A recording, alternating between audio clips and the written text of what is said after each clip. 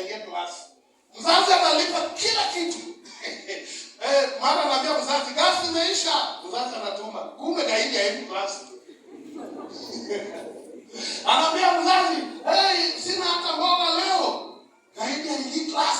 Mzazi anakuja second year, hajapata results. Yanakuja. Alafu anatumwa kwako. Anaambiwa kijana wako jina lake aliko hapa. Yeye hajaingia class. Mzazi aliuza ardhi nyumbani. Aliuza ng'ombe yule mmoja tu alikuwa naye. Ile kijana wake msichana asome kesho. Abadilishe historia ya hiyo familia. Wacha nikwambie. Kama unataka kitu imepatia wazazi pressure, magonjwa mengi right now as we speak is these children that you look at. Hawa watoto hawa wamepatia wazazi high blood pressure, na wazazi wengine hata wamekufa mapema kabla ya miaka zao za kufa. Na nilisema hivi, mara ngapi tutalalamika juu ya vijana kanisani, vijana kule chuo kikuu, vijana kwa shule ya msingi. Lazima nifanye jambo. I have to do something to bridge the gap between the elderly and the youth. Wacha niwaambie, kama unataka watu wamejua mambo mengi sana, ni akina nani? Simniambie. Ni akina nani? Kila kijana si hapa. Na wako space inaitwa X. Sijui kama kuna Y. Bado Y haijakaa. Wacha nikwambie, vijana wamejua mambo mengi sana. Hata unajua vijana ndio wananielimisha. Wananiambia wewe mzee, kuna siku nimeenda class. Na hiyo class yangu naipenda sana. Class ya strategic management. Tukiongea because unajua mimi siku ya kwanza I don't teach. Siku ya kwanza when the semester opens, I do mentorship program for those young people. Because those young people, I tell them why they should attend my class. Mpaka attend class. Unajua young people wa nowadays, lazima wabembeleze. Mimi ni mwalimu wenu hapo. Akitafadhali, watu kujeni darasani. Darasani. Sasa ile harakati ya kuzungumza na vijana wangu wa chuo kikuu, wakaniambia kuna mtu anaitwa Mbaba. Nikawaita, Mbaba ni nani? Ndio vijana wananiambia, Mbaba ni wale ambao wameamua kuharibu vijana. Mtu ambaye kuna kitambi na kuna pesa mingi. Nikashangaa. Nikawauliza, mambo mmejuaje? Nikawauliza, nani anayeenda na Mbaba hapa? Wakakataa kuinua mkono. Nikawasema, nani amewahi enda na Mbaba hapa clap once? Nikasikia watu wana clap. Imagine wewe mzazi umepeleka mtoto wako chuo kikuu na kumbe Mbaba yana msupport. Leo unaona msichana amerudi, amekuwa vizuri, nywele iko sawa, hakuna nguo, hata wewe unanunua. Atina ya doing well, campus life imekuwa good. Lakini wacha niwaambie, hizi changamoto zote zinaweza tatuliwa hata na hili kanisa. Let me tell you, the most powerful foundation, the most powerful Christian institution is in our homes. This is why I was telling you, my wife knows whether I'm going to heaven or not. She knows. Am I a prayerful person? Do I encourage them? Do I uplift and support them emotionally, physically, financially? Because unajua kuna wanaume hapa hivi. The last time walipeana 50 bob. 50. Unasema pesa gani? The last time walipeana ilikuwa March. March ilikuwa mwezi gani? Na walipeana kwa ukali. I know several people who have pushed their family into depression. The fathers who have pushed their children to depression. Let me tell you, wakati familia iko hivi vuguvugu, shetani anashangilia. familia. Unajua kwa nini? Hata mkija hapa kanisani na watu waimbe vizuri vile mnaimba, tunakwenda tunakwenda juu. Yes, unakwenda juu mbinguni. Wacha nikwambie, shetani anasema look at this one, entertaining people. Look at this one. Kwa nini? Because the devil has rocked the foundation of Christians. That is the family. Samaki mkunje angali ngapi? Naongea na nyinyi. Samaki mkunje?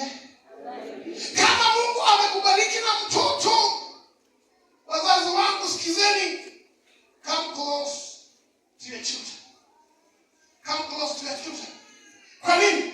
Watoto wengi wako na walimu kule nje. Mwalimu wa kwanza ni huyu mwalimu. Anaitwa nani? Mwalimu wa kwanza. Huyu mwalimu kuna kila kitu.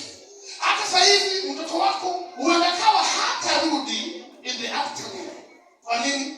Arsenal is playing Brentford. Manu kichwa. Kuna ndege imeangusha watu hapa. Ndege inaitwa Aviator. Wow! Imeangusha vijana pap. Kijana ana pesa, anatamani mambo makubwa. Ndio huyo ameingia betting kidogo Aviator ameanguka.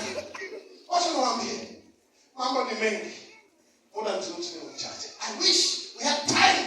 I train parents who are here, plus our young people, that let me tell you, we can be above the rest. You know what? I don't love average people. Unajua kwa nini? Sipendi watu average. Hebu sema average. Sema average. So, alizaliwa, sema ni average. Haya, akaenda shule. Akafanya mtihani akapata. Akaoa. Yaani mwanamke yao ile kijana average, si ndio? Akaanza kupata watoto. Na imagine mtoto average tunamwombea hapa. Tunadedicate mtoto wa mtu average na bibi average. Imagine. Haya, akagonjeka.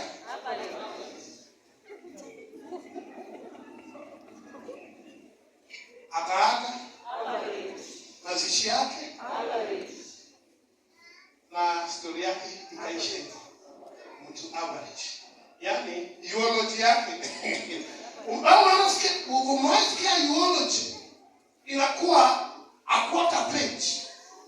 Unasikia MC wa kule ushago. MC hata alianguka, alifika class 6. Anakuja kusoma eulogy yako. Marehemu alizaliwa mnamo tarehe 10 mwezi wa mwisho. Marehemu aligonjeka. Angalia, alizaliwa mwisho. Amegonjeka. Aligonjeka na tukampoteza tarehe fulani. Tarehe ya kupoteza, ya kuzaliwa inajulikana. Lakini kila ambacho ulifanya hapa katikati haijulikani. Alafu tunasikia hapo chini wanasema, na Mungu aweke roho yake pale pema wapi? Peponi. Mtu akaishi. Wacha niwaambie, right now as we speak, we are talking to people who don't even have a clear vision. People who walk and don't know exactly where they're supposed to go. In fact, if your family, men who are here, if you don't have a clear vision to your family, familia yako itateseka. Mimi nilikuwa na mkutano na familia yangu, nikamwambia, ndoto yangu ni, this is where I want to go as a pastor. As a family, this is where I want to take you. Now tell me your vision. Tell me where you want to go as an individual. And then we match that as a family. Ndio tuone, tunaelekea wapi. Wacha niwaambie, kuna jamaa mwingine hapo kule Kitengela, anaishi kule Kitengela. Sasa hapo chini tu, ofisi yangu hapo chini. Anauza maji na mkokoteni. Na ana punda. Kama una punda, nani anakuwa punda kwa mkokoteni? Si punda ni wewe. Ananiambia, mwalimu, hata mimi nilikuwa na ndoto, nilikuwa nataka nikuwe kama wewe. Lakini mzazi wangu, ni kama walikuwa wanaanza kutembea na kina Kibaki pale. Sasa wakaanza kukimbia na kina Kibaki, wanakimbia hivi, wakina Kibaki wakifanya mambo makuu mpaka akakuwa president, yeye bado hakutumi nyumbani. Alafu mwishowe akanitupia kijiti. Chukua hero, chukua kijiti, kaingia kwa nyasi. Nilitafuta sikupata.